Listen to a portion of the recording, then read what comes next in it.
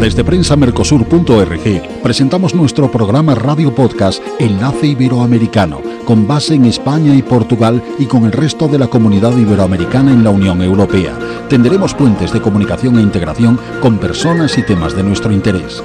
Radio Mercosur y su Enlace Iberoamericano, presentado desde España por Javier Pertierra, se emitirá los jueves en vivo y en directo. Enlace Iberoamericano, que comenzará a las 13 horas en Brasil, Argentina y Uruguay, 12 horas de Bolivia, Paraguay, Chile, Cuba y Venezuela, 11 horas de Colombia, Ecuador y Perú, 10 horas de México y Centroamérica, 18 horas de España. Escucha Enlace Iberoamericano en la radio y podcast Mercosur de www.prensamercosur.org. Buenas, estimada audiencia, estimados oyentes.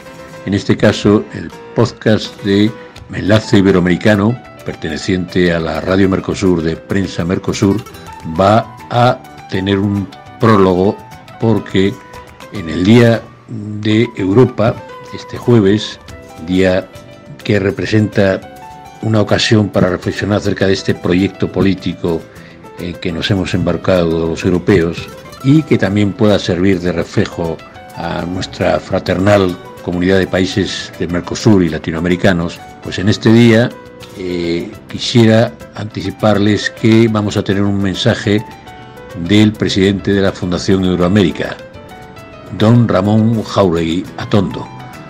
Don Ramón Jáuregui es un político de gran alcance, y en el podcast pueden ustedes leer su currículum en el texto del podcast.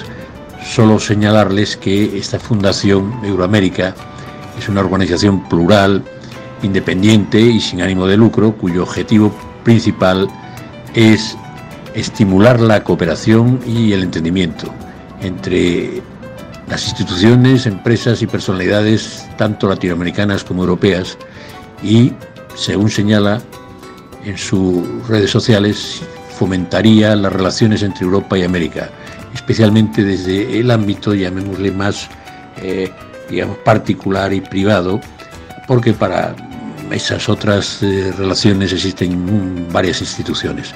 Por lo tanto, hoy es un día especial para nuestro Enlace Iberoamericano, porque don Ramón Jáuregui, sin duda, desde la presidencia, encarna lo que es el iberoamericanismo. Muchas gracias a don Ramón y a sus colaboradores por la atención en este día tan señalado. A su disposición. Gracias. Celebramos el Día de Europa porque Europa es un gran logro histórico, una unión supranacional como nadie ha hecho en el mundo.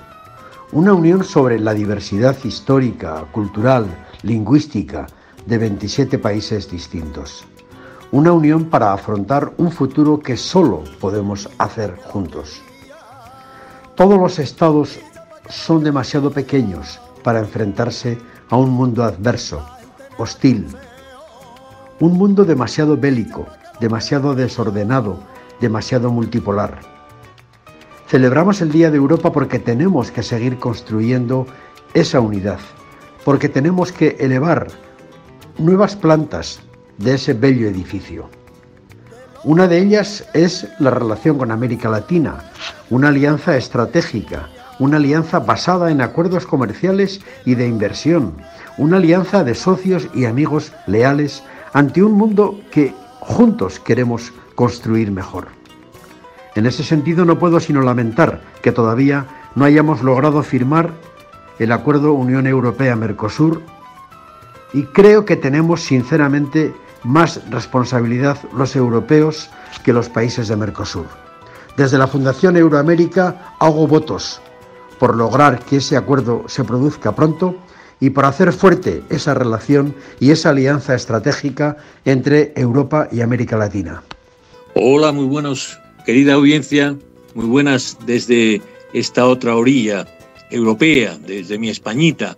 Y cuando digo mi Españita no quiero en ningún caso incomodar a nadie, sino simplemente que nuestra proporción de metros cuadrados y de geografía frente al enorme campo de nuestros fraternales países iberoamericanos pues es pequeñito, ¿no? Pero aún así hoy tenemos un día muy especial porque celebramos el Día de Europa en esta otra orilla.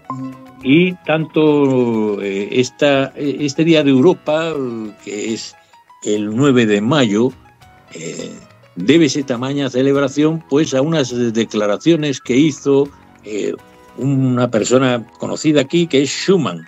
El origen de esas declaraciones de Schuman pues también se considera el origen de la Unión Europea, y lo que intentaba decirnos este hombre a los europeos era que deberíamos empezar a compartir más cosas, sobre todo entre las dos grandes potencias que había entonces, que eran Francia y Alemania. Después vino otra persona también muy importante, Jean Monnet, un francés, ministro de Exteriores, en los cuales comentaba que si los dos países más poderosos europeos compartían los recursos más fundamentales, sobre todo el carbón y el acero, pues esta cooperación y compartir producción parece que podría evitar guerras en un futuro. Por lo tanto, se sembraron el camino de la cooperación y de la colaboración.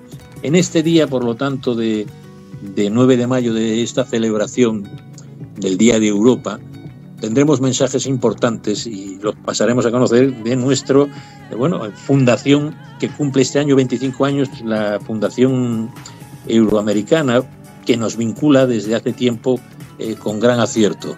También vamos a tratar en el día de hoy, independientemente de esta celebración del Día de Europa, el Festival Centroamérica Cuenta, que se celebra en Panamá, y para ello ese gran encuentro de literatura y de letras iberoamericanas, Centroamérica Cuenta, que ya hablaremos de este festival con nuestro invitado, pues vamos a hablar de Panamá, que nuestro invitado es panameño, como lugar de encuentro de esa historia y literatura iberoamericana.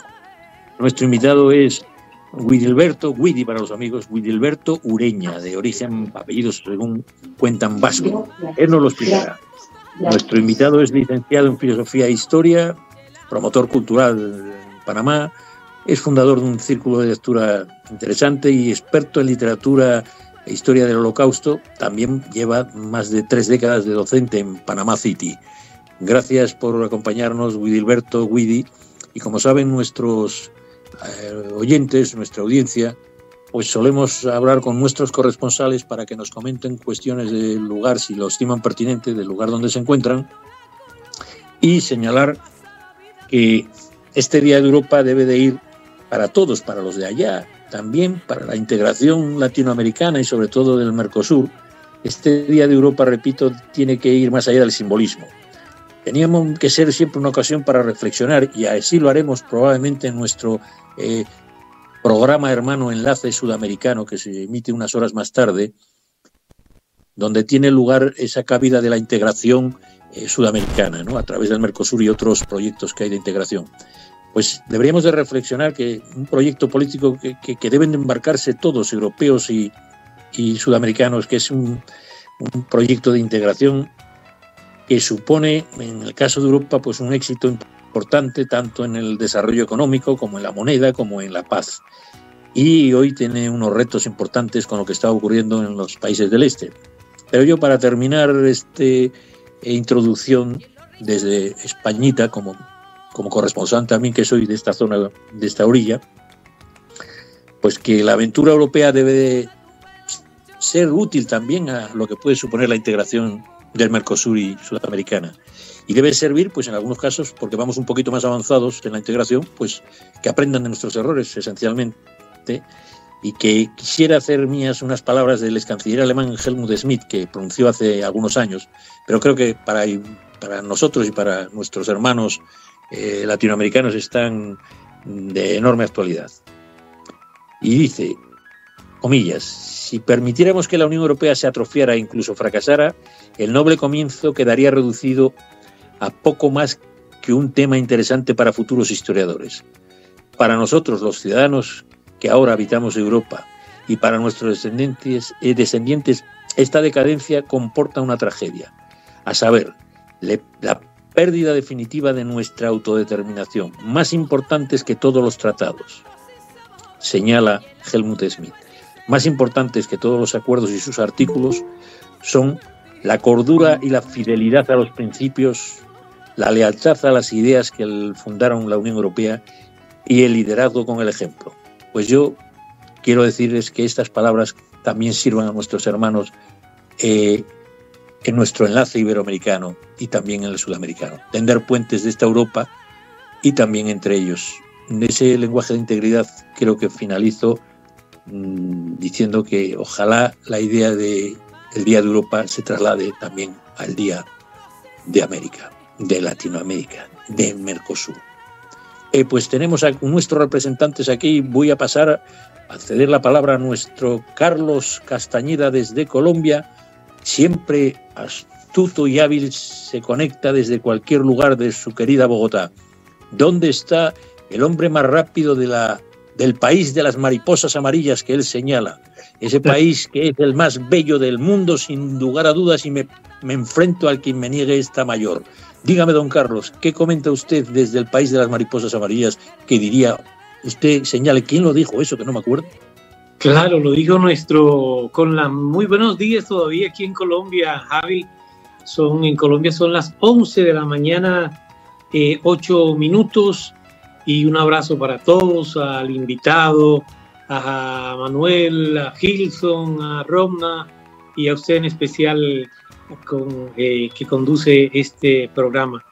El país de las mariposas amarillas lo dijo nada menos y nada más que nuestro premio Nobel de literatura Gabriel García Márquez, conocido cariñosamente como el Gran Gabo, que ya se nos fue Gabo. Colombia pues es un país maravilloso, un clima espectacular, con una gente también maravillosa. Los hay malos. Bueno, Colombia ha tenido durante 70 años una lucha entre nosotros mismos, una lucha sin fin, una lucha que en realidad no sé por qué, lucha de poderes, lucha de bandos, lucha política, lucha por esa fama que tenemos los colombianos de exportar esa droga, permítanme la expresión, nunca la utilizo, pero esa droga maldita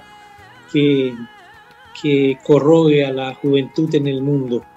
Javi, un gran abrazo para todos. Le tengo una noticia de Colombia, una noticia buena, hace hilo con lo que estamos hablando en este momento de la situación que siempre Colombia enfrenta, de las guerrillas y del enfrentamiento. Dice que la delegación del gobierno de Colombia, en el diálogo con el Ejército de Liberación Nacional,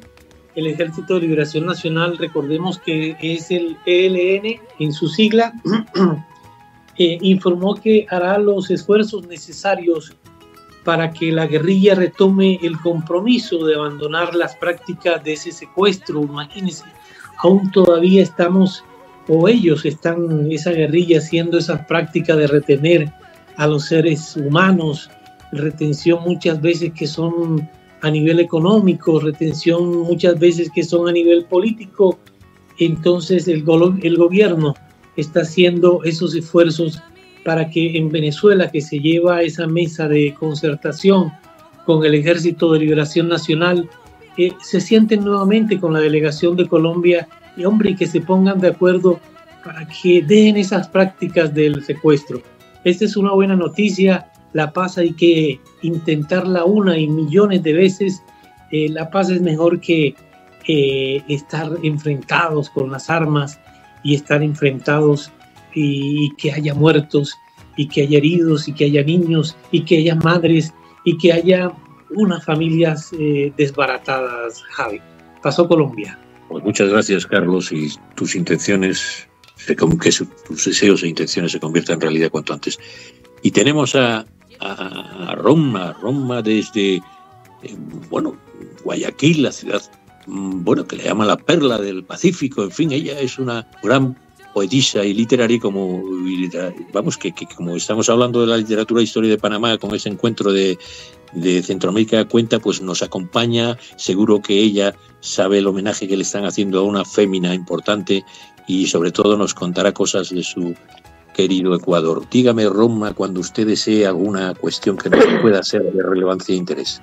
Hola, ¿cómo les va? Bueno, así mismo como en Colombia tenemos el mismo horario, 11 y 12 del día, así que saludos a todos los corresponsales, a nuestro invitado. Sí, interesante, quisiera ya comenzar cuando lo tengamos, pues al señor Ureña, porque yo tuve la oportunidad de ir en febrero de este año como embajadora de la paz, a tener una investidura allá. Bueno, no pude viajar por algunas razones, así que contenta de que pueda estar él y poderle preguntar muchas cosas sobre la cultura y el arte, ¿no?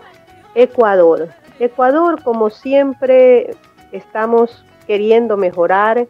Aparentemente hay una calma con todo lo que ha pasado de las mafias y la delincuencia normal, que se puede decir que son los raterillos, como les decimos acá.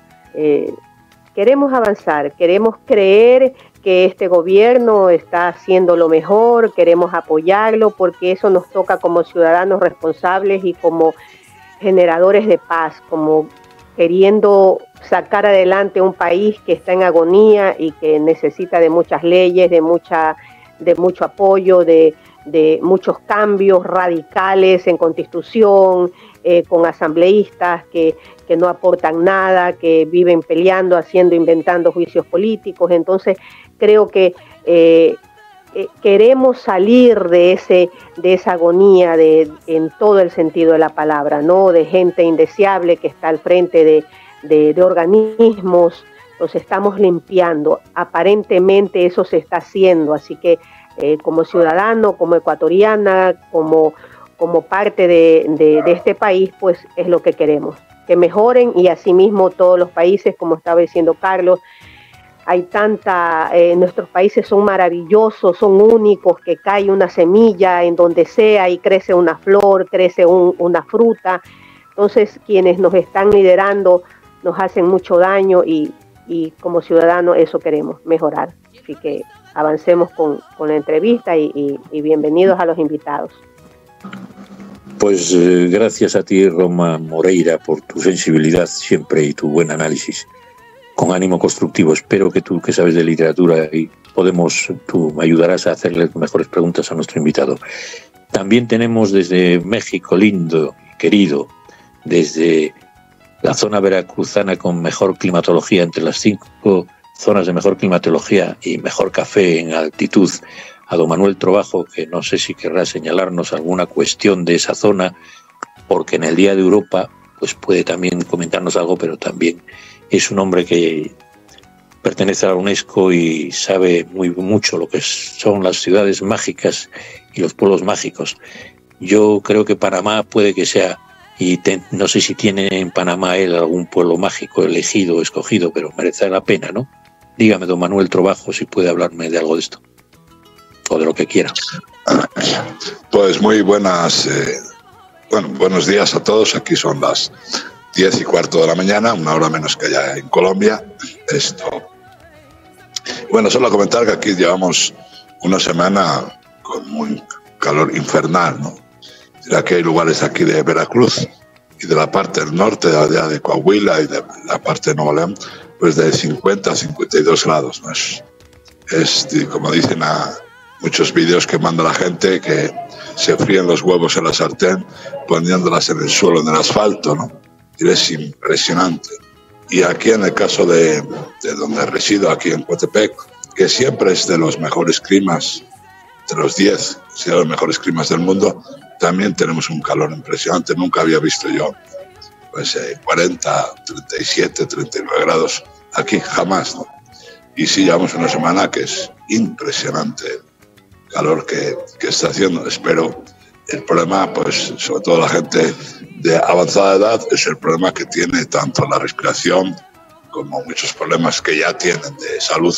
Pues este calor está, pues, diríamos, matando, ¿no?, a mucha gente mayor, porque no aguanta estos calores, no solo del día, sino de la noche. Menos mal que acá, en el caso de Coatepec, la noche refresca, pero los lugares donde hace muchísimo calor, la noche pues puede bajar 5 o 10 grados, entonces dormir, pues no sé, a 40 o 35 grados es una auténtica barbaridad. Y en el caso del invitado especial, bueno, saludo aquí a todos, ¿no? A Carlos, aquí a Roma, aquí a Javier, a Jason, y aquí al invitado también, ¿no? En el caso de Panamá, pues lógicamente tiene ciertos lugares que son patrimonio de la humanidad, ¿no? En el caso de Panamá. Sé que acaban de ser las elecciones allá en Panamá, y bueno, pues esperemos que se quiere otra vez intentar recuperar todos los patrimonios que hay de la humanidad en los diferentes países de aquí, de lo que es la América Latina, para que no se pierdan, porque muchas veces pasa igual que con el tema del medio ambiente, los políticos no se ponen de acuerdo y se destruyen muchas veces lugares que son emblemáticos de toda la vida, y bueno, pues por hacer un escaletri de por las carreteras o hacer una obra concreta, no les importa, ¿no? Tirar iglesias o tirar catedrales o tirar edificios históricos, ¿no? Eso es lo que tiene que andar con muchísimo cuidado. Lógicamente la UNESCO, que no se pierda pues este patrimonio, ¿no? Que muchas veces se cree, ¿no? Que es el patrimonio de antes, de los antiguos, como pasaba la zona de los árabes, ¿no? Que se tiraban mezquitas y todo también por el tema de la religión. Esperemos que aquí no pase y bueno, pues enhorabuena ya al invitado y vamos a escucharle y a ver qué podemos preguntar y qué podemos aportar. Y un saludo a todos, espero que no tengan el súper calor que tenemos acá. Yo aquí estoy ahora mismo encerrado con el aire acondicionado, intentando cómo se puede pasar el día. Buen día a todos. Gracias, Manolo. Y tenemos también a nuestro director, coordinador, periodista, orquesta, Gilson Carmini, que desde esa ciudad tan maravillosa que antes llamaban de las Tres Fronteras, pero que ahora están llamándolo de otra manera, él nos pone al corriente de todo lo que está pasando en algo que tiene mucha corriente, ¿no? Que es las cataratas del Iguazú, que estás ahí cerquita de ellos. Está por arriba Foz de Iguazú, Brasil, Puerto Iguazú, Argentina, y ahí estás tú en Paraguay, en Ciudad Este, o sea, conectado con esa ciudad, con ese mundo de las tres. ¿Cómo lo llamáis ahora, querido Gilson? Ahora la región se llama región trinacional. Un saludo para todos, para nuestro invitado especial ahí en el día de hoy, historiador y escritor, ¿no? Principalmente sobre Centroamérica. Vamos a estar ahí preguntando dónde están los barcos hundidos para yo y Carlos Castañeda ir allá desbravar y sacar los tesoros, ¿no? A final de cuentas sabemos que ahí se ha hundido muchísimos barcos y nosotros vamos a estar preguntando para él un montón de cosas, ¿no? Bueno, mi querido hermano Carlos, Javier Perterra, acá en América del Sur el día de hoy, ¿no? Un día muy especial para los europeos.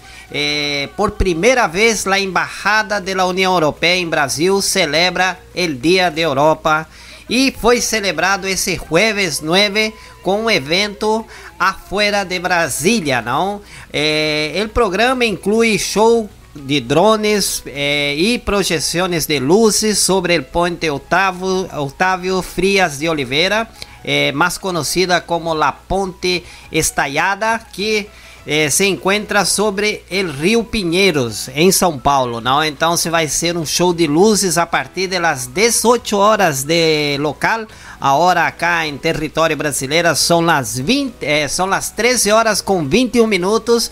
Entonces daqui a poquito empieza, antes un poquito del enlace sudamericano, ese evento maravilloso que, dígase de paso, un logro fantástico de la Embajada de la Unión Europea, que por primera vez se está celebrando en el calendario de eventos del gobierno nacional el Día de Europa. Entonces hay mucha fiesta acá en Brasil en el día de hoy por ese día tan importante para nuestros hermanos europeos.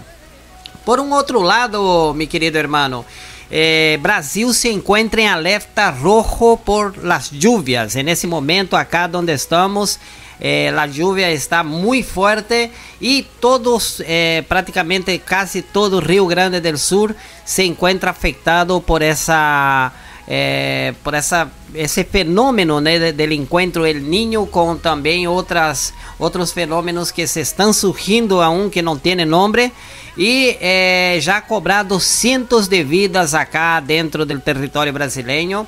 También comunidades indígenas fueron afectadas por eso, y en ese momento también el pueblo uruguayo también empieza a sufrir ya con los alagamientos. Entonces es un problema serio el tema de las lluvias, y nosotros vamos a estar acá acompañando nuestro querido Lenin para que nos hable un poquito dessa história tão fantástica para nós outros sudamericanos, e principalmente que já tivemos aquelas maquinasitas de caçar ouro, não, ou caçar metales em las playas.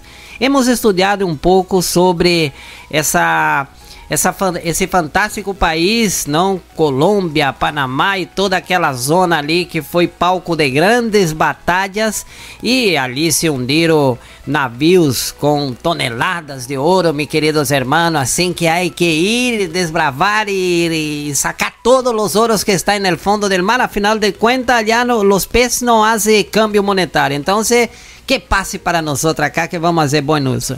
Un abrazo, Javier, desde Brasil, Gilson Carmini, adelante. Muchas gracias, director Gilson. Qué maravilla lo que me comentas, que se celebre en ese país, el país de la música, por excelencia, y del ritmo, sobre todo del ritmo, pues que se celebre, y hablaremos de esa, llamémosle, efemérides, que celebra por primera vez el Día de Europa. Qué bueno es que ese gran BRIC de las grandes potencias pues se celebre. Creo que la Unión Europea está haciendo un magnífico trabajo. Yo querría también reseñar, si me permites, director, porque yo tengo aquí una grabación importante. Creo que debo ser yo el que lo ofrezca. Espero que el sonido esté bien, porque ya sabemos que el directo tiene estas cuestiones. Pero tengo un mensaje importantísimo del presidente de la Fundación Euroamérica. La Fundación Euroamérica es una organización plural, independiente y sin ánimo de lucro, me lo señalan sus directivos, cuyo objetivo principal de esta Fundación Euroamérica es estimular nuestra cooperación y el entendimiento entre instituciones, empresas y personalidades latinoamericanas y europeas. Pues bien, para fomentar estas relaciones entre Europa y América, y señalan que también desde el sector privado, sobre todo, porque las instituciones tienen también otros cauces, pues no es el presidente de esta fundación importante, don Ramón Jáuregui, hoy, Día de Europa, y para nuestros programas de radio podcast, que también, si me permite nuestro director, lo emitiremos en el enlace sudamericano, desde aquí, desde el enlace iberoamericano, queremos dar a conocer este mensaje que espero, querido director, se oiga bien dentro de mis humildes posibilidades técnicas. Y entonces vamos a intentar emitirlo. Celebramos el Día de Europa porque Europa es un gran logro histórico, una unión supranacional como nadie ha hecho en el mundo. Una unión sobre la diversidad histórica, cultural, lingüística de 27 países distintos. Una unión para afrontar un futuro que solo podemos hacer juntos. Todos los estados son demasiado pequeños para enfrentarse a un mundo adverso, hostil. Un mundo demasiado bélico, demasiado desordenado, demasiado multipolar. Celebramos el Día de Europa porque tenemos que seguir construyendo esa unidad, porque tenemos que elevar nuevas plantas de ese bello edificio.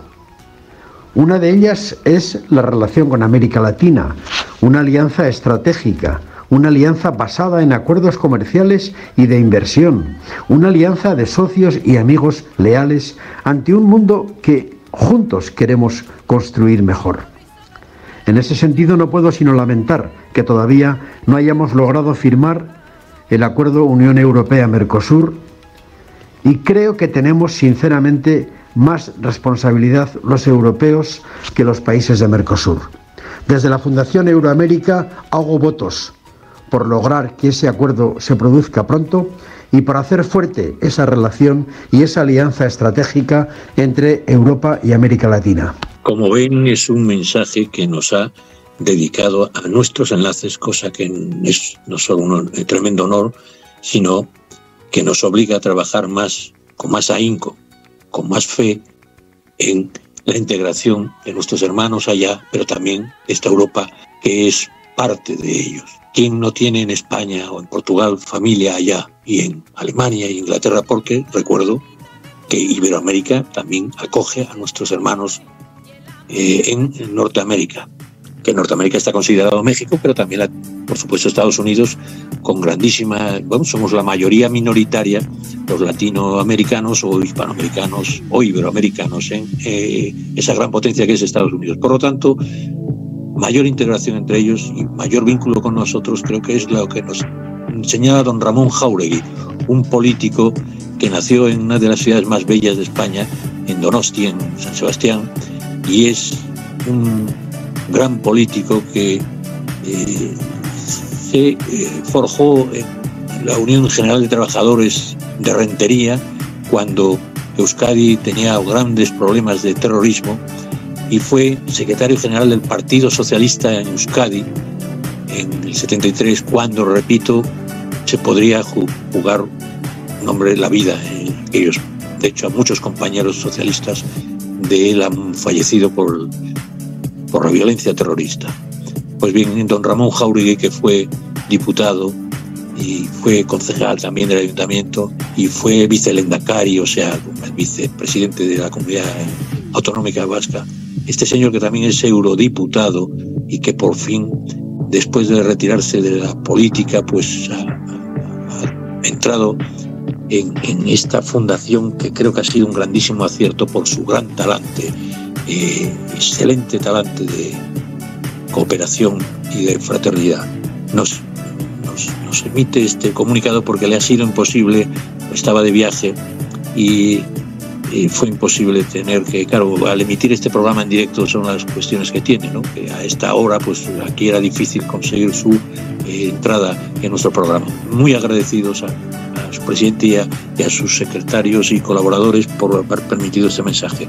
Y yo, sin más, paso a hablar con nuestro invitado, Widilberto Ureña Widi, que, si le parece bien, podía comentar un poco sobre su recorrido histórico y su aventura cultural en Panamá desde que pues empezó a licenciarse en filosofía e historia en aquella zona, ¿no? ¿Cómo fueron esos orígenes culturales, si me permites, y saludar a todos nuestros hermanos panameños y a nuestra audiencia de allá? Dígame, señor Widi. Hola, buenas tardes, buenos días. Aquí tengo mi amigo Colombia, el señor Carlos. Estuve en Bogotá hace un par de años atrás. Me fascinó primero el clima, la historia, los museos que visité y quedé encantado, sobre todo en la Universidad Nacional. Me fascinó estar allí en una gira turística, pero turismo académico. Estoy en deuda por Ecuador, tenía todo listo, quiero estar allá en el Ecuador, sobre todo ver el arte barroco, que me parece que es bellísimo. No he llegado a Ecuador, pero quiero llegar. Estuve en Brasil y en Paraguay, fascinado con la parte de las cataratas, allá donde están las tres fronteras. Me daba risa porque en un lugar te pedían una vacuna, en la otra frontera decían no hagas esto, en un lugar te pedían un casco para andar en moto, pasabas un par de metros y te decían no, aquí no se usa el casco. Entonces me gustó esta triple frontera y esta triple cultura que se encuentra en esta parte del sur. En México, no te preocupes, yo pasé 3 meses en Panamá con un problema climático, a una temperatura de 35 a 36, pero ya pasó esta racha de calor. Y si estás encerrado en Veracruz, pues aquí yo lo pasé 3 meses encerrado también por el calor a 35 y 40 grados centígrados. Bueno, ¿quién más habló? El señor de México habló, la de Ecuador, la joven Rona. Bueno, muy bien, entonces estaré dispuesto a responder unas preguntas, pero en términos generales me formé como estudiante de historia. Luego me gustó más estudiar un fenómeno que aún no lo entiendo, que es el fenómeno del Holocausto, y estudiar 2 personajes que aún no los comprendemos, los historiadores no lo comprenden, no se ponen de acuerdo, Hitler y Stalin, y ese es el tipo de literatura que la gente manejo. En filosofía me baso más en literatura existencial, porque eso es lo que más está de moda ahora mismo, las grandes preguntas existenciales, la vida, el porqué, el propósito, etc. En términos generales, eso es lo que puedo responderles. Y de Panamá, claro, les pondré unas preguntas porque como este país tiene un fenómeno atípico. Por ejemplo, pasamos siglos y siglos bajo no dominio, sino bajo el dominio, diríamos, en parte de la conquista y colonización de España. Fueron siglos, nos traen la religión, la cultura, etc. Luego pasamos un siglo bajo la dominación norteamericana, que es otro problema que tuvimos aquí, y ahora somos soberanos y acabamos de tener unas elecciones donde queremos restaurar nuestra democracia y realmente gana una persona de tendencia a la derecha, centro derecha por ahora. Si alguien me puede hacer preguntas, puede hacerla porque quizás puedo seguir hablando y quiero compartir otras ideas con ustedes. Pues como historiador, yo, Roma te hablará más de literatura, porque tú también eres licenciado en filosofía y también eres promotor de círculos de lectura, pero sin duda lo que señalaste me parece muy interesante.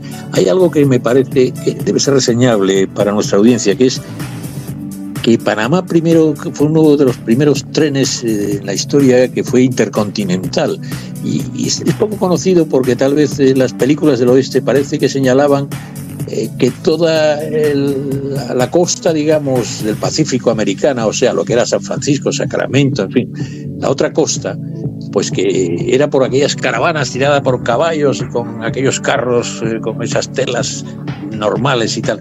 Y realmente donde se pobló, digamos, la zona oriental de Estados Unidos fue a través de Centroamérica. Y puedes contarnos tú como historiador un poquito, señalar, porque me parece muy curioso, ¿no? Se me ocurre esto, como estos orígenes de Panamá, de que ya, por supuesto, los españoles durante la época del descubrimiento, del encuentro, pues llegaron a Perú por Panamá, etcétera, y Núñez Vázquez de Balboa fue el primero que le llamó los mares del sur, que fue otro portugués, pero que trabajaba para la corona española, la que le dio el nombre del mar Pacífico. Pero señalarte esto, ¿cómo fue esa conexión de estos dos océanos para que poblaran la costa, digamos, de Pacífico americana, sobre todo con la fiebre del oro y todo eso? ¿Sabes a lo que me refiero, no? Sí, claro. Mira, primero estamos con el dominio español, con Felipe, su reinado. Ya quieren hacer un canal por Panamá. Solamente son 80 kilómetros que separa de un mar al otro. Pero claro, utilizan un versículo bíblico mal utilizado, por supuesto, que dice: lo que Dios une, a unido no lo debe separar el hombre. Genial, entonces, genial. Pero ¿cómo vamos a hacer nosotros una ingeniería humana mecanizada a separar lo que Dios unió? Entonces no se puede hacer, y ellos descartaron eso. Luego viene ya en 1850, donde se descubre el oro en California, en el Pacífico, y la travesía era imposible. De Nueva York a California, eso era imposible en 1850. Lo más fácil era bajar Miami, Nueva York, llegar a Portobelo, el río Chagre, venir entonces en mula. Habían miles, para no decir millones de mulas cargando toda la mercancía de las personas. No había carro, por supuesto, no había coche. Todo se hacía a través de las mulas, a través del río Chagres. El río Chagres se llama Chagre, pero se llama río Lagarto porque había demasiado lagarto. Luego llegaban al casco antiguo, tomaban un barco a un vapor hasta la isla de Taboga y luego iban entonces para California. Y eso le ahorró muchísimo dinero y vidas humanas a los norteamericanos. Y sobre todo en Panamá comenzaron a llegar aventureros franceses, italianos, chinos, de todo el mundo comenzaron a llegar y se establecieron en Panamá. Entonces se produce un mestizaje cultural simbólico en la comida, en la cultura. Aparecen barrios chinos, aparecen zonas de franceses vestidos como si fueran en París. Existen las tardes o los cafés ingleses, la cultura inglesa. Entonces Panamá es un país donde cada sección o barrio tiene una impronta cultural europea, es decir, el té inglés, la forma de vestir francesa, y eso ha hecho que nuestro país sea un país literalmente de servicio o de tránsito. Las personas vienen 1 año, 2 años y luego van a su destino. Pero en 1850 empiezan a hacer eso y se hace entonces después un ferrocarril transísmico. Luego, en 1940, teníamos otro ferrocarril a nivel nacional, pero los Estados Unidos, el Comando Sur, no quería que Panamá se conectara internamente y ellos lo eliminaron. Entonces, como tenían ya tuvieron aquí un siglo como base militar, decidieron quitar ese ferrocarril interno que teníamos. Oye, sí, yo también tengo una duda singular también. Poco conocido, Panamá perteneció a Colombia, a la Gran Colombia, y curiosamente, por el norte llegó un momento, corrígeme, que era frontera con México, porque México en un momento de la independencia había incorporado a esa área de Centroamérica que incluía Costa Rica, etcétera, y llegaba, o sea que hubo frontera Panamá, llamémosle, cuando pertenecía a la Gran Colombia, ¿no? Antes de la independencia, que debes de explicarlo. Digo, para que nuestra audiencia pues conozca un poco esas singularidades, que a mí parecen singularidades, cualquier corresponsal que crea alguna otra, pero vamos, a mí me parece que no es del todo conocido que Panamá, cuando era Colombia, repito, tenían frontera con México. Y otra cosa, una salvedad que creo que hay que decirlo. Tú sabes que además de esa línea, digamos, para ir al Pacífico, también utilizaban el río de San Juan en Nicaragua, que era otra vía muy importante con el archipiélago aquello de las Olantimaes, que eso sí que queda más cerca. Subiendo por donde es navegable, quedaban solo 20 kilómetros para llegar al Pacífico. Todo lo demás era un río navegable. Lo del río San Juan también lo sabes, ¿verdad? Entonces, sí. Eran los dos grandes puntos digamos, donde se entraba al Pacífico norteamericano, porque como tú dices, ir de la costa este a oeste por diversos motivos, entre otros porque había muchas tribus indígenas en guerra, pues era realmente muy difícil, ¿no? En cualquier caso, era comentarte esa frontera que hubo en su momento entre la Colombia y México, y luego lo que supuso, cuáles fueron, digamos, las jugadas estratégicas para conseguir la independencia de Panamá y así los americanos conseguir ese, llamémosle, canal que habían fracasado los franceses. Ese es un momento histórico que me parece muy clave, ¿o no es así, querido? Sí, muy bien. Bueno, lo haremos lo más. Mira, primero tenemos el ideal de Bolívar de una sola América, el ideal de Simón Bolívar tener todo una sola patria. Luego separamos de España. Luego nos unimos a Colombia voluntariamente porque no teníamos un sistema político democrático. Entonces Colombia, como era la gran urbe donde España también tenía su dominio, luego pertenecemos allí un tiempo. Luego nos convertimos en departamentos federales. A los Estados Unidos le interesó en la zona, porque como decía, el terreno del río San Juan en Nicaragua era viable para los intereses norteamericanos, y sobre todo los intereses geopolíticos de ellos, y también los intereses militares de conquista del cono sur. Luego hay un problema en Nicaragua. En Nicaragua constantemente hay temblores, sismos, y eso decía que no se puede construir un canal porque en un momento un sismo, terremoto, iba a destruir toda la obra. Entonces por eso se quedan en Panamá y presionan a la élite rica, o la casta económica, o la aristocracia panameña, para que hagan un negocio con las grandes firmas interesadas, porque detrás de esta independencia y separaciones hubo intereses económicos de Nueva York, la Bolsa de Valores de Nueva York, que algunos historiadores no están de acuerdo. Luego hay intereses franceses también que quieren recuperar las acciones que habían invertido en la construcción del canal francés, que fue un fracaso, porque traen maquinarias para nieve, traen vestidos para nieve, y cuando llegan a este país con tanta calor, fue un desastre. La compañía francesa estaba en quiebra. Entonces los franceses quieren vender sus acciones y Estados Unidos está interesado, las compra en $40 millones, inmediatamente gestiona una separación sin derramamiento de sangre, y quedamos bajo la tutela o el paraguas de los Estados Unidos desde 1903. Así te lo cuento grosso modo. Pues una síntesis bastante aceptable para la dificultad que era, ¿no? Esto da para varias clases, ¿verdad? Discúlpame. Tenemos a Roma que siempre inquiere. Roma Moreira es muy acertada en sus preguntas. Y creo que querría comentarte algo, no sé, Roma, me parece que tienes la mano virtual levantada, por supuesto. Adelante, Roma, mi querida Roma. Bueno, primero, ¿cómo estás? Soy Rogna Moreira, soy escritora, poeta, así que a la orden. Y cuando quiera venir a Ecuador, pues está bienvenido, me avisa y hacemos un tour. Algo que le recomiendo que haga es que visite la capilla del hombre, que fue realizada, su gestor, por Guayasamín, uno de nuestros pintores maravillosos aquí en Ecuador, así que tenemos mucho que conocer, así que es bienvenido. Quería hacerle una pregunta. ¿Quiénes van a estar en el Festival de Centroamérica del 2024? Aquí está un bonito eslogan que dice: Panamá, el lugar del encuentro de la literatura e historia iberoamericana. Así que cuénteme de ese evento maravilloso que me interesa mucho, y a todos quienes estamos aquí.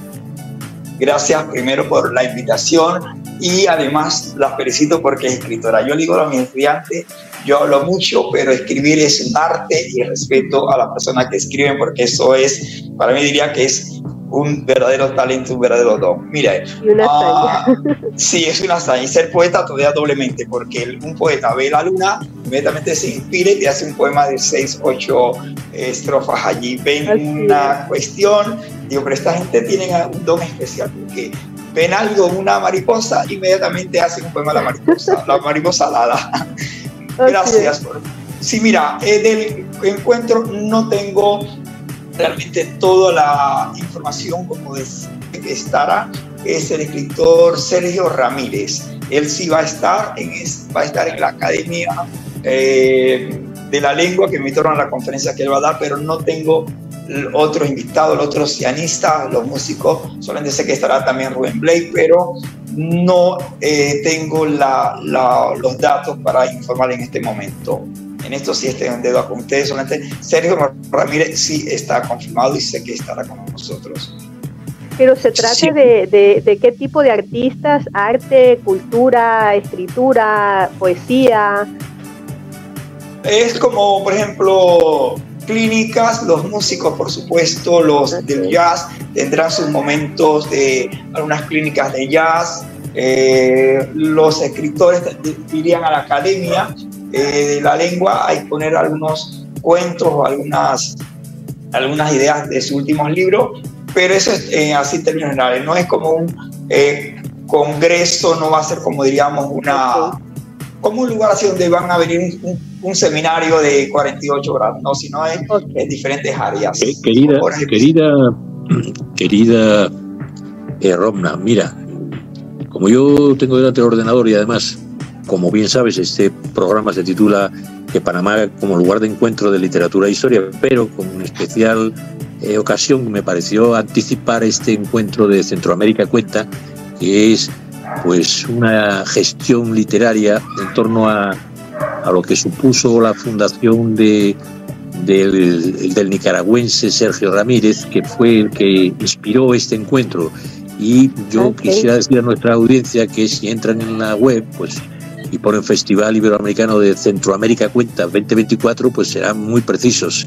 Sergio Ramírez, repito, es escritor nicaragüense por excelencia, fue el que relanza todo este aspecto. Pueden encontrar esa programación, que si quieren o si tú ves, pues la podemos compartir. Pero en cualquier caso faltan pocos días, del 22 al 26 de mayo en Ciudad de Panamá. Y yo animaría a la gente que tiene pues inquietudes literarias o históricas que se unieran de alguna manera a este gran encuentro de Centroamérica Cuenta.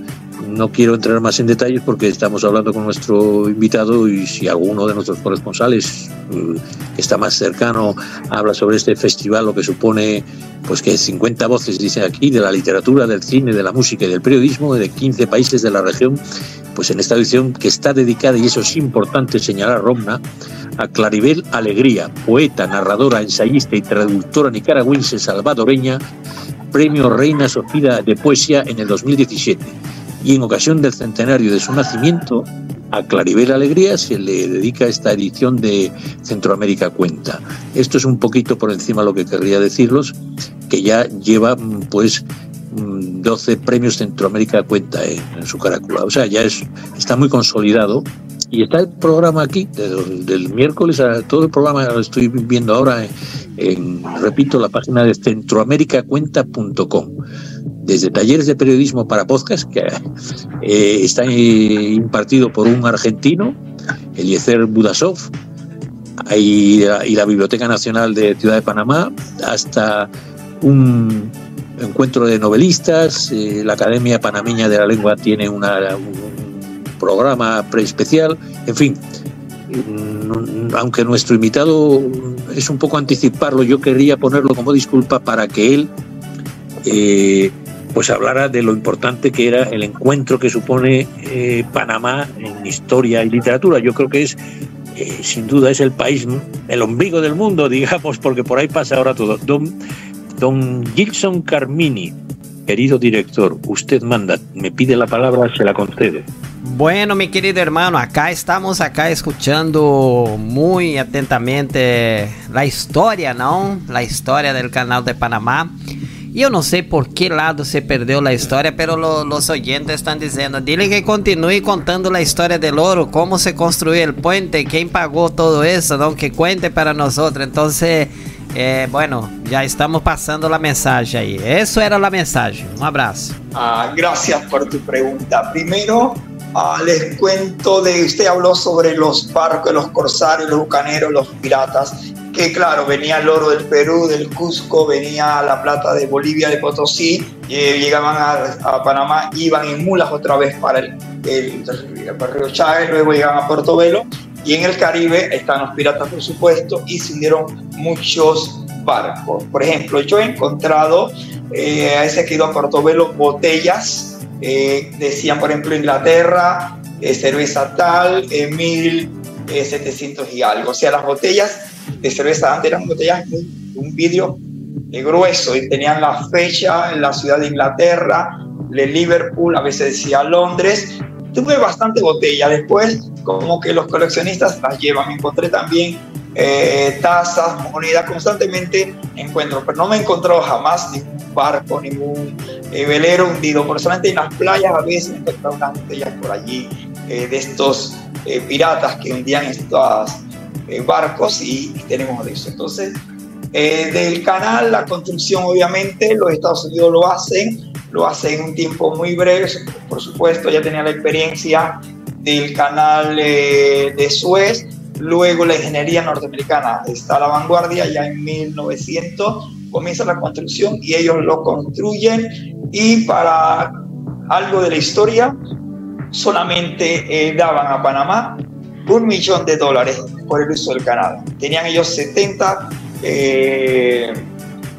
kilómetros de la ciudad de Panamá, en el centro de la ciudad. Tenían bases militares, que de ahí tenían el Comando Sur, tenían también la Escuela de las Américas, tenían centros de espionaje, la CIA tenía radares por todas partes para controlar todo lo que el problema de la guerrilla y el problema de las dictaduras que había en América Latina. Entonces, era un centro militar, por supuesto. Existía en la zona del canal dos tipos de pago. Las personas blancas norteamericanas, europeas, cobraban en dólares y en oro, y los negros, los latinos, cobrábamos en otro tipo de moneda de menos valor.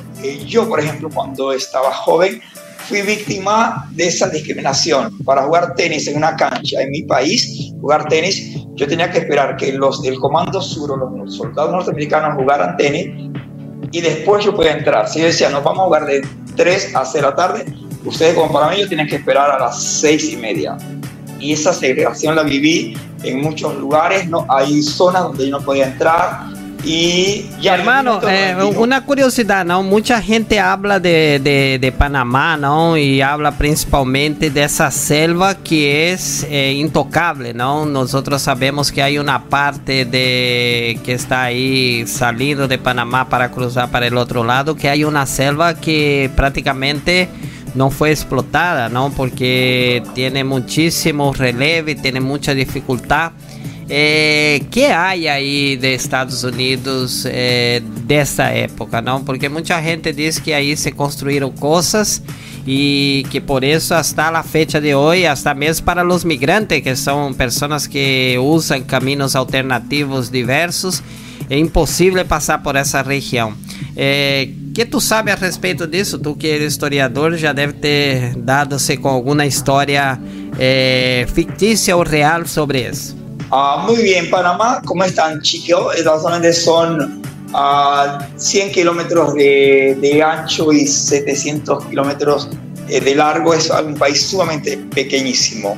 Entonces, los Estados Unidos durante la Segunda Guerra Mundial hizo bases militares en todo el país, en islas, en todas partes había bases militares, habían bombas que ellos inclusive ponían allí. Hay islas en el Pacífico nuestro que hay áreas que no se pueden llegar porque todavía existen bombas que cayeron allí o que dejaron los norteamericanos. Entonces en el Darién tenían ciertas bases militares y a la selva que es tan tupida, porque ellos no deseaban el tráfico de Sudamérica hacia Panamá, entonces tenían eso con bases militares allá, pero cuando ya se van del país en el año 2000, ahora quedó la frontera libre, natural, pero la selva en sí, lo que es los animales, la lluvia, impide que las personas lleguen y constantemente mueren cientos y decenas de personas en la selva del Darién, porque se llama el tapón del Darién. Ningún gobierno ha querido abrir la trocha o la frontera para llegar a Colombia por el temor a la avalancha, dicen, según ellos, de la gente de Sudamérica que acabarían con el país. Entonces, esa es una de las razones por la cual los Estados Unidos siempre protegen esa zona para evitar la inmigración del sur. Gracias. Pues muy bien. La selva de Darién realmente es impresionante y bueno, tal vez tenga esos motivos que tú señalas. De hecho, es el único lugar, creo entender, donde la carretera interamericana pues se corta, ¿no? Por todo lo demás une el continente de norte a sur. ¿No es así, querido? Sí, pasas por un lugar de Machepo, Cañita, Agua Fría, y ahí termina todo, y ya para llegar al Darién, La Palma, se da el desembarco, y las carreteras están en pésimo estado porque es humanamente difícil transitar. Son horas en esa selva y no es fácil sobrevivir. Hay algo que señalabas que, bueno, yo hice el recorrido de un lado a otro, son 80 y pico kilómetros, pero comento que el fundador de 1519 de la Panamá Vieja, ¿no? Pedro Arias Dávila, ahí me parece que lo llaman Pedrarias, ¿no? Pedrarias, sí. Sí, yo creo que Panamá, y eso es hincapié de integración y de cosmopolitismo, porque curiosamente, y debemos de señalarlo, y amplía lo que intento decir es, ahí había chinos, porque para el ferrocarril y para el canal pues se incorporaron muchos chinos que luego fueron y se expandieron y probablemente fue la mayor llamada de Asia en aquel entonces, pero también anteriormente a lo que fue la gran, digamos, mezcolanza que supuso el aviso del canal de Panamá, primero por los franceses y luego por los norteamericanos. Quiero darte a entender que sin duda hay un lugar cosmopolita donde se fundieron todas las razas de Asia y tal, que fue no solo Panamá, cuando la construcción del canal, los dos, en la francesa y en la americana, la primera no pudo conseguirse finalizar, pero sino cuando era lo que tú dices, Portobelo y demás, era el lugar de encuentro del oro y la plata que venía de Perú, incluso de Colombia, pero también era el lugar donde la flota española esperaba para, junto con la de Cartagena, ir a La Habana, y esas tres flotillas, digamos, se convertían en la gran flota que atravesaba el Atlántico con carácter, digamos, periódico. Pero en Panamá convergían toda esa área pacífica, y a mí me parece que ya entonces el cosmopolitismo era tremendo, porque recordamos a nuestros oyentes que venía productos de Filipinas, de Manila, que a través de México también engarzaban, y con Panamá hacia Perú, y la plata de Perú también viajaba en ocasiones a Manila. ¿Es cierto, estoy yo soñando, que Panamá era una ciudad, un puerto, llamémosle, tremendamente cosmopolita ya todo? Así es, mira. Primero, en 1519, el 15 de agosto, se funda la nueva ciudad por Pedrarias. Iba a ser primero en el Darién, pero la selva no hizo que la capital fuera allá. Luego se trasladan a Panamá, cerca, por supuesto, del mar. Ya en 1513, Vasco y Alba descubre lo que se llama el mar Pacífico, y tenemos una población nativa de indígenas varios grupos étnicos. Luego, cuando vienen ya los españoles, traen una cantidad viene el tráfico de negro. Tenemos entonces lo que se llama el encuentro de tres mundos: el mundo negro, el mundo europeo blanco y el mundo indígena. Entonces, en Panamá estaban los tres grupos. Luego viene ya en 1860 una avalancha de chinos. Luego vienen de otras naciones y hoy Panamá es un crisol de grupos étnicos. Es una mezcla Aquí nadie puede decir soy blanco, negro, nativo. Todos tenemos una mezcla. Familias europeas, por ejemplo, también tengo la historia, por ejemplo, Ureña, que es mi apellido, a mis familiares. Según un libro que encontré de historia, vino un barco de Galicia con no sé cuántas personas, se hunde por pedacito en la región de Azor, en el sur, y de ahí ellos se quedaron entonces en esos pueblos de la provincia de Los Santos, y esa población todos tienen un perfil que parecen gallegos o no sé si asturianos, pero sí eran un barco que venía a explorar. Toda la población se queda entonces aquí en el sur de Los Santos, y así se poblaron todos estos países, ciudades. Si alguien dijo, y ahora le voy a ceder en breve la palabra ahora mismo a Roma, porque tú tú que eres del ámbito de literatura y de historia, nadie mejor que ella para comentarte los asuntos. Solo se me ocurre decir que, bueno, pues el mestizaje, sin duda, de esa magnitud, pues es otra grandísima seña de identidad. Ningún continente más mestizo que el continente latinoamericano, y tal vez pues se deba también un poco a nuestra cultura, ¿no?, de querer entroncar. No eran colonias propiamente, sino desde el inicio, empezando por Cortés con Don Malinche, pues incorporaron esas culturas diferentes a la propia genética. Había un claro mestizaje.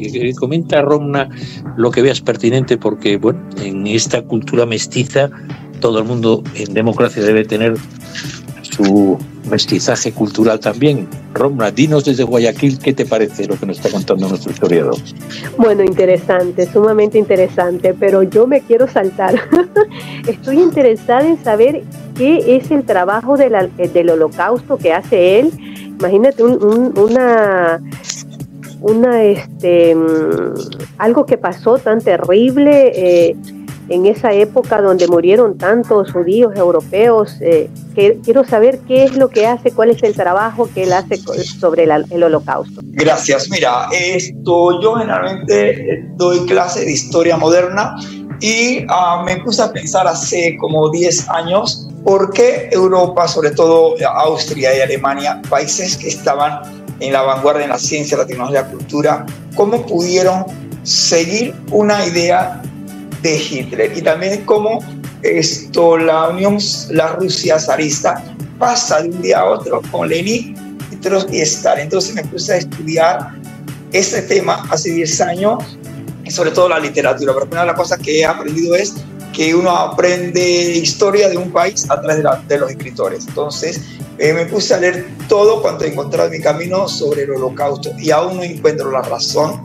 Ningún historiador lo dice por qué Hitler hace este holocausto, lo que ellos llaman la Shoah, y mueren esta cantidad de millones de personas, igual que en la Unión Soviética. Como una idea, un pensamiento de un partido pudo controlar una nación por más de 70 años. Entonces eso me ayuda, porque en mis clases generalmente imparto historia moderna y contemporánea, y eso se lo explico a los estudiantes, y consigo bastante material, libros de esos temas a través de que me regalan algunas veces, o si no los compro de mi bolsillo para promover la literatura de ese tema, porque les digo a los jóvenes, nunca más, como por una idea, por un pensamiento, por una ideología, hubo tanta muerte, tanta violencia. Entonces el mensaje que les transmito a ellos es cuidado con las ideas que siguen, porque los ideólogos, por supuesto, están buscando materializar algo en la mente de los jóvenes, y eso es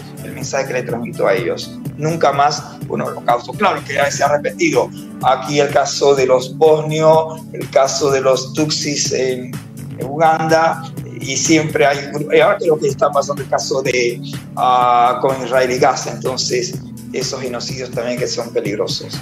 No, muchas gracias. Y eso justo era la otra pregunta que te iba a hacer, que ¿cuál es el mensaje que tú le estás dando con esas investigaciones de Holocausto a tus estudiantes? Porque eso es lo básico, ¿no?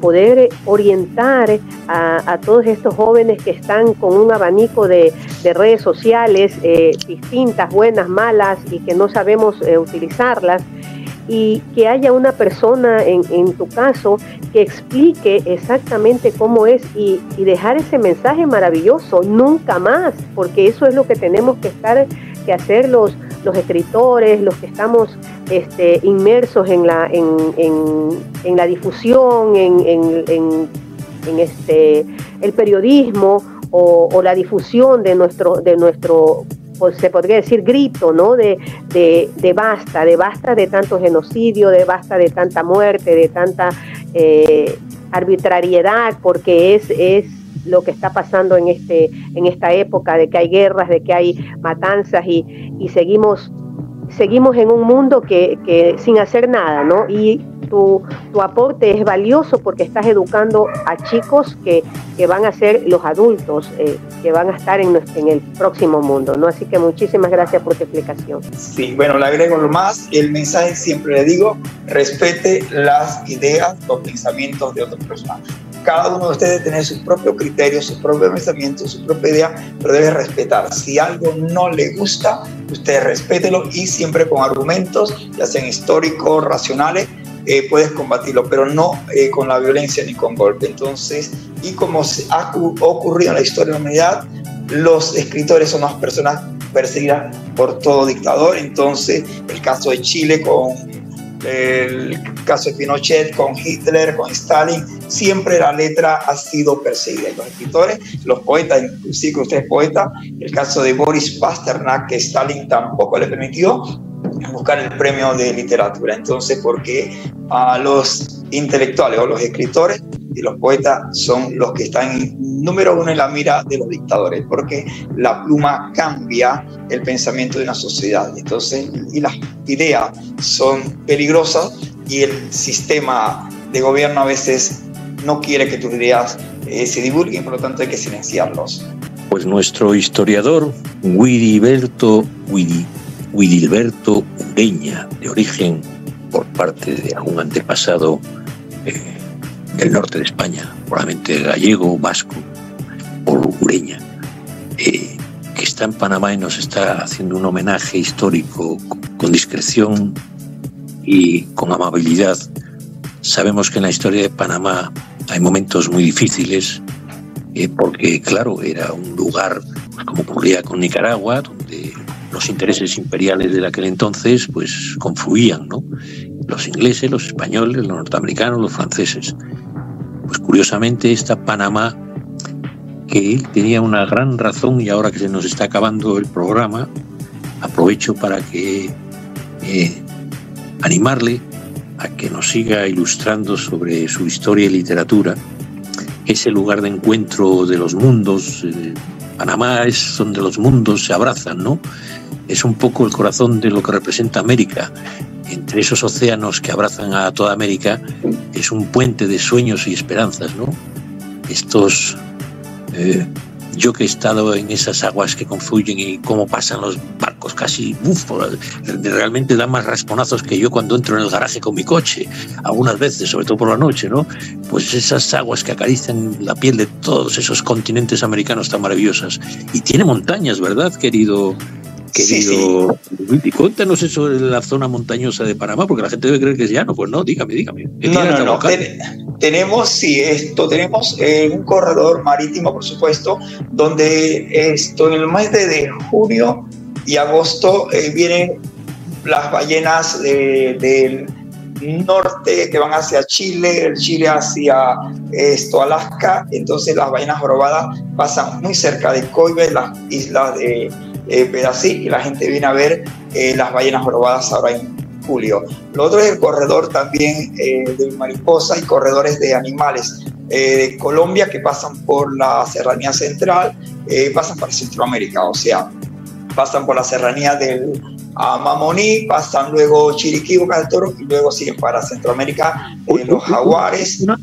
Una pregunta, correcto, es que fue el lugar, la gente no lo sabe y yo no lo sabía, que es que hace unos milloncetes de años, vamos, hace cientos de años, miles, en la prehistoria, que Panamá estaba en Norteamérica dividida con el Sudamérica y fue el lugar de nexo de toda esa fauna, ¿no? ¿No es así como prehistoria? Sí, geológicamente que hace que de 3 millones de años, creo que una de las tantas fechas que han puesto, fue el último en unirse. Las masas tectónicas, lo último en unirse fue Panamá, entonces ya si no en esta masa y que este istmo tan pequeño es donde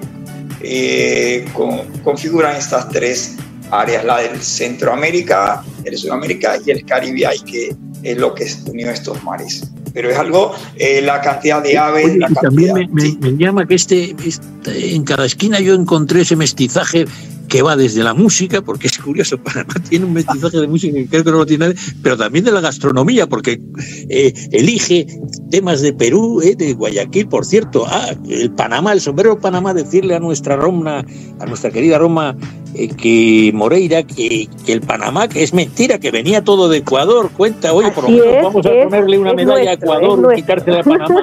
Oye, pero digo, y bueno, aquí también tenemos avistamientos de las ballenas jorobadas y es maravilloso, es más o menos por junio, julio, así que es encantador ver la naturaleza y los animales y todo este avistamiento. Sí, pero además de las ballenas, os pusieron el nombre que hacéis en Ecuador con la materia prima de Ecuador en Panamá, ¿o no es eso así, querida Ronda? Bueno, eso sí, pero ya se está haciendo difusión con esto maravilloso que tenemos con la tecnología, pues ahora estamos ya difundiendo que nuestro sombrero de paja toquilla es originario de Ecuador y es solamente una marca que se hizo mundial, pues lógicamente porque fue difundido y fue distribuido por todo el mundo, pero ahora ya tenemos Ecuadorian Hat, hay una empresa en donde ya está promocionando con nuestra propia marca, así que bellísimos.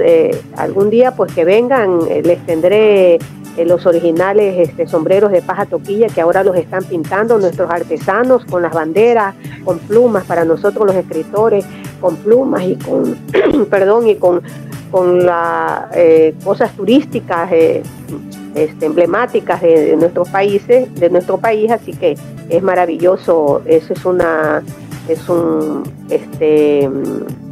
gran patrimonio de Ecuador. Oye, decía nuestro... Sí, Ecuador, el sombrero es de Ecuador, eso solamente se tomó el nombre, pero el sombrero es ecuatoriano. Lo que sí tenemos aquí en Panamá son las molas, que son muy auténticas de las aborígenes de Cunayala o de San Blas, que ellas sí hacen las molas, que son bellísimas también en los vestidos.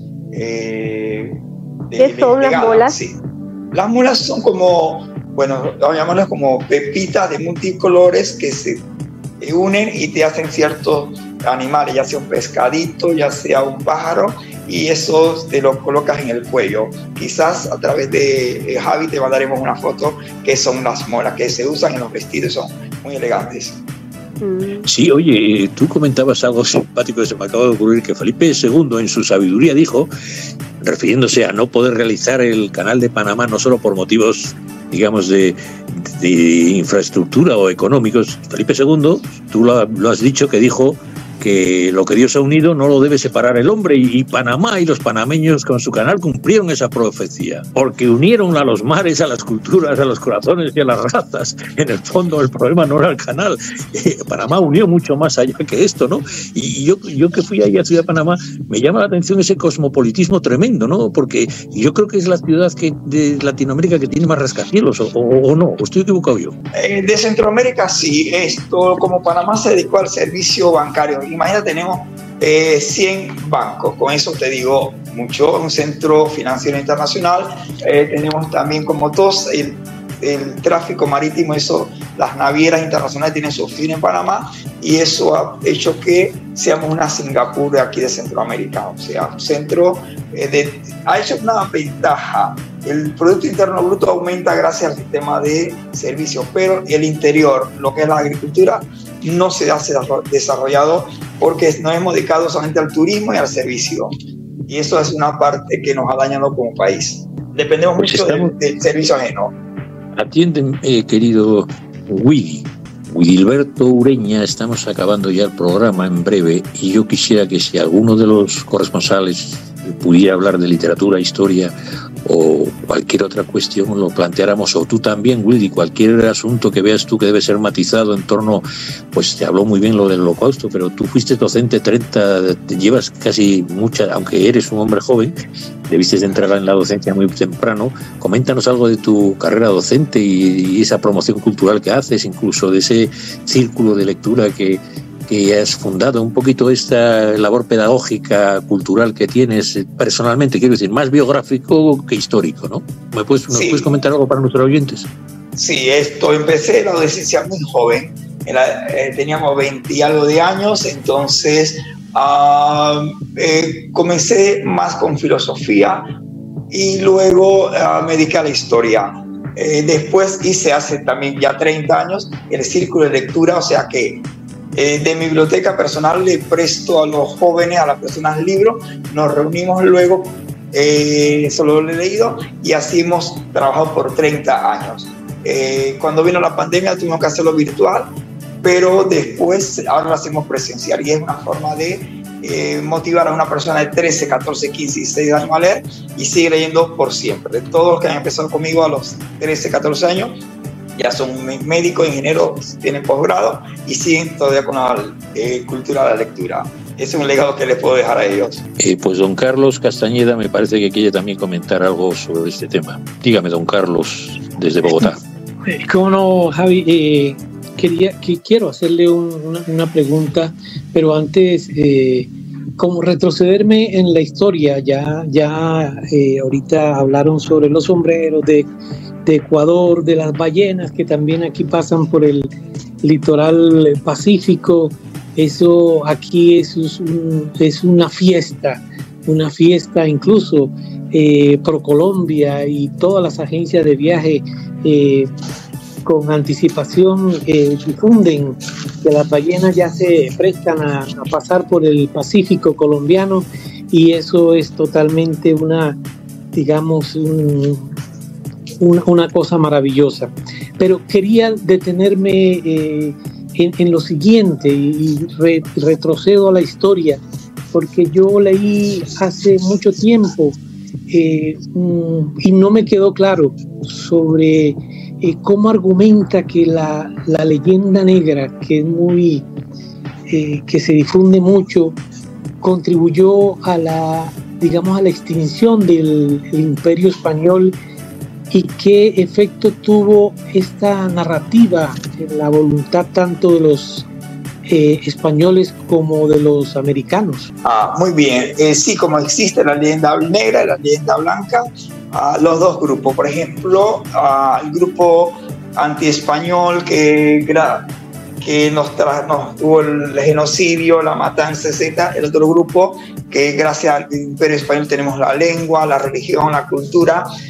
Y con el norteamericano igual, el grupo que habla que Estados Unidos querían sus bases militares, imponerlo, otro dice que con su cultura nos da. Entonces siempre vemos esos dos extremos. Lo que yo he visto, que las dos cosas eran necesarias, o sea, es necesario saber que existió, por ejemplo, una conquista, una colonización que trajeron enfermedades, virus, gripe y hubo muerte, pero también vino la parte cultural, lo que se llamaría la civilización, aunque había civilización en América, por supuesto, pero vino esa tecnología o la técnica europea que no la conocíamos, en el arte, la literatura, la educación, y entonces se logra hacer o tener lo que tenemos hoy, gracias a ese encuentro de dos mundos. Si no hubiese pasado ese encuentro, creo que hoy fuera otra historia, pero siempre se habla de la leyenda negra, que críticos lo ven como todo malo y otros lo ven todos buenos, pero la leyenda rosa, en otras palabras, hay que ser equilibrado en la historia y ser objetivo.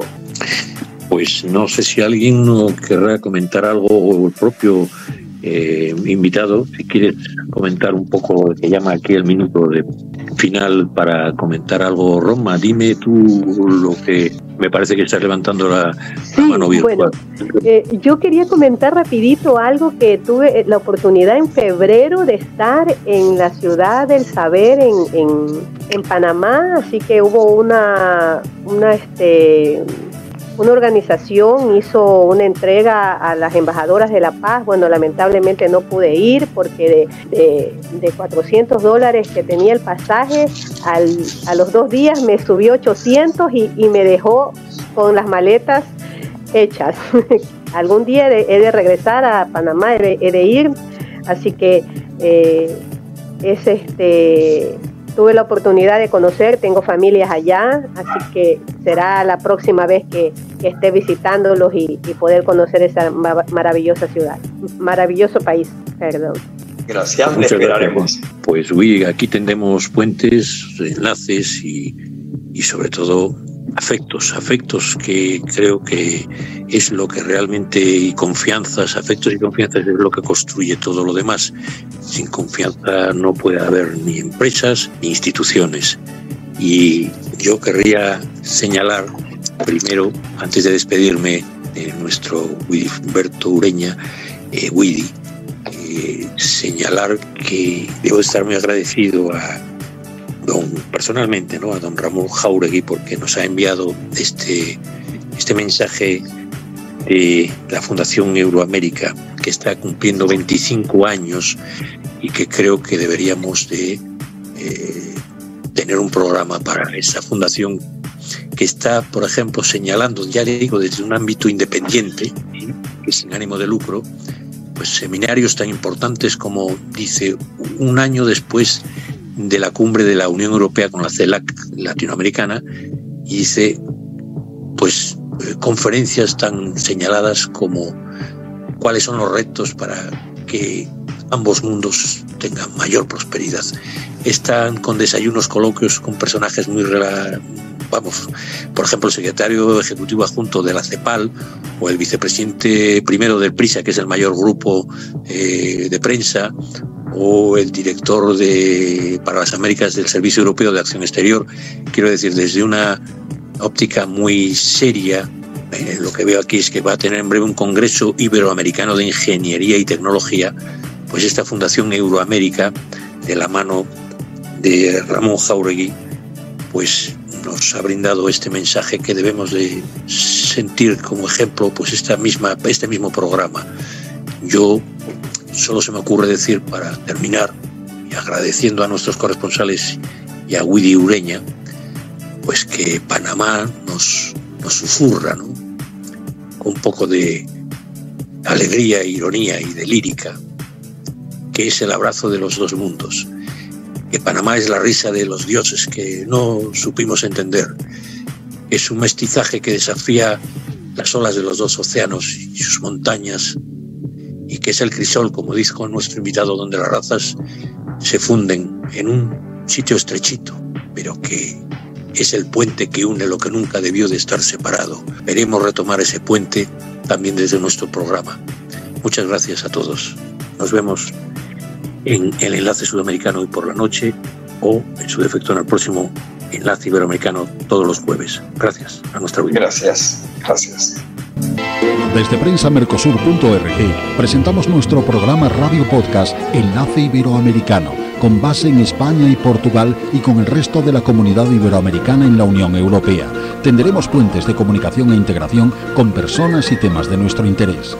Radio Mercosur y su Enlace Iberoamericano, presentado desde España por Javier Pertierra, se emitirá los jueves en vivo y en directo. Enlace Iberoamericano, que comenzará a las 13 horas en Brasil, Argentina y Uruguay, 12 horas de Bolivia, Paraguay, Chile, Cuba y Venezuela, 11 horas de Colombia, Ecuador y Perú, 10 horas de México y Centroamérica, 18 horas de España. Escucha Enlace Iberoamericano en la radio y podcast Mercosur de www.prensamercosur.org.